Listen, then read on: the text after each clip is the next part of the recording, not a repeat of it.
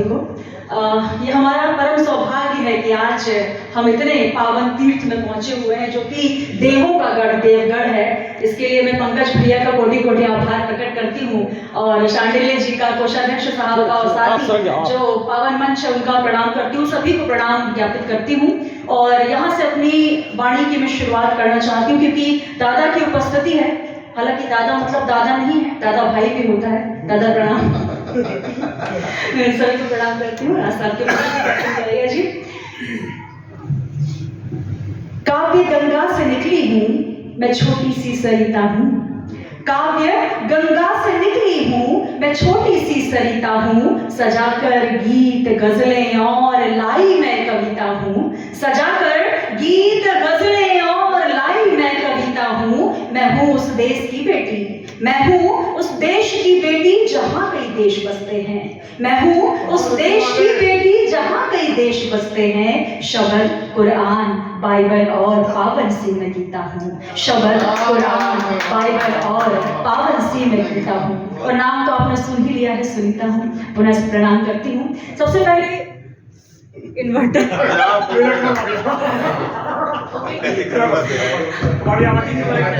मतलब मैं भी इन्वर्टर हूँ। आइए गुरुवर के चरणों में प्रणाम ज्ञापित करना चाहती हूँ। जैन धर्म जिसे अपने आप में एक महान धर्म कहा जाता है, जिसने जियो और जीने दो का नारा दिया है, 4 पंक्तियां गुरुवर के चरणों में निवेदित करना चाहती हूँ। सुनिएगा।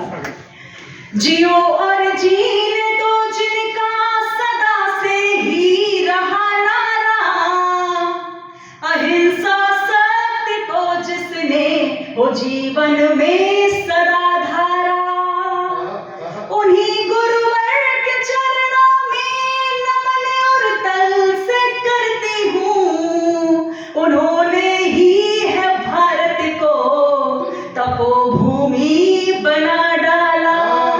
और ऐसी ही तपोभूमि में हम यहाँ पर हैं जी।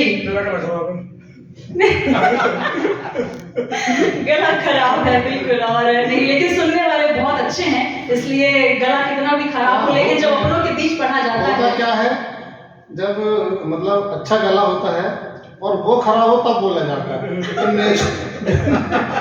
बहुत अच्छा पढ़ रहे हैं। शुक्रिया।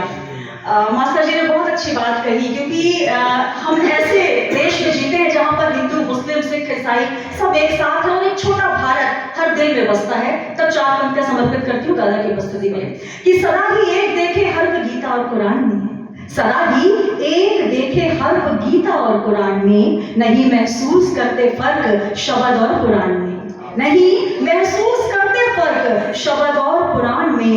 दुपट्टा सर पे रख हर दर पे माथा टेक लेते हैं। दुपट्टा सर पे रख हर दर पे माथा टेक लेते हैं। नहीं महसूस होता फर्क आरती और अजान में, आरती और अजान में, आरती और अजान में। ऐसे सुंदर भारत का हम प्रतिनिधित्व करते हैं। बहुत अच्छी बात मास्टर जी ने कही। और आइए यहाँ से मैं बात करना चाहती हूँ क्योंकि भगवान श्री राम का जब जिक्र हुआ हम कोटि कोटि आभारी हुए। आपने हिंदुस्तान की बात की, लेकिन हिंदुस्तान में कई ऐसे मस्जिद थे जहां पर राम मंदिर की उपस्थिति में दीप जलाए गए। कई लोग नाराज भी हुए। तब हम कवियों का एक दायित्व होता है क्योंकि जैसे हास्य के लिए कहा जाता है, हम हास्य परोसते हैं, तो हम अपने यहाँ पर वाणी के माध्यम से एक संदेश भी देना चाहते हैं।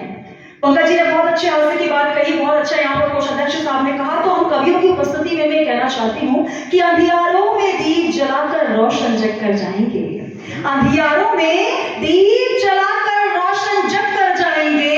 अपनी कविता से पथभ्रष्टों को हम पथ दिखलाएंगे और मायूसी के बादल को, मायूसी के बादल को रिमझिम फुहार में बदलेंगे, मायूसी के बादल को रिमझिम फुहार में बदलेंगे। और हर रोते चेहरे पर खुशियां हम कभी भी लेकर आएंगे, हम कभी भी लेकर आएंगे। तो हम सभी का जीवन जो है नवरसों से भरा है। प्रतिभा जी बहुत अच्छी बात कह रही थी, सर ने भी बहुत अच्छी बात की। जब हमारे जीवन में जो घटित होता है उन्हीं रसों को हम काव्य में पिरोते हैं और मंच के माध्यम से रखते हैं। कहीं कहीं हमारी जो आह होती है वही वाह में तब्दील होती है। तब पंक्तियां रखना चाहती हूँ, सुनिएगा कि गीत कविता गजल छंद में ढल गई, शायराना सी ये जिंदगी बन गई।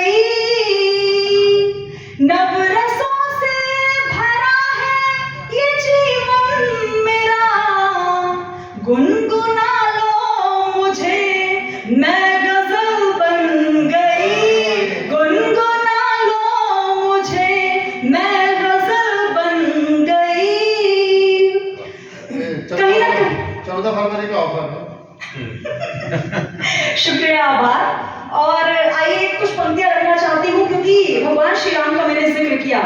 तब कहना चाहती हूँ कि अब जब भगवान श्री राम आ गए हैं, तब 4 पंक्तियों से बात करती हूँ कि अब उन लोगों को भी तैयार हो जाना चाहिए जो इंतजार कर रहे हैं कि अब किसकी बारी है। सभी का मन चाहते सुनेगा। स्वागत है। अवधपुरी श्री राम पधारे, हम कोटि कोटि आभारी हैं। हर आंगन में दीप जल उठे, हर्षित ये दुनिया सारी है। और सत्य सनातन जाग उठा है, भगवा सब पे भारी है। और कान खोल कर सुन लो, अब काशी मथुरा की बारी है।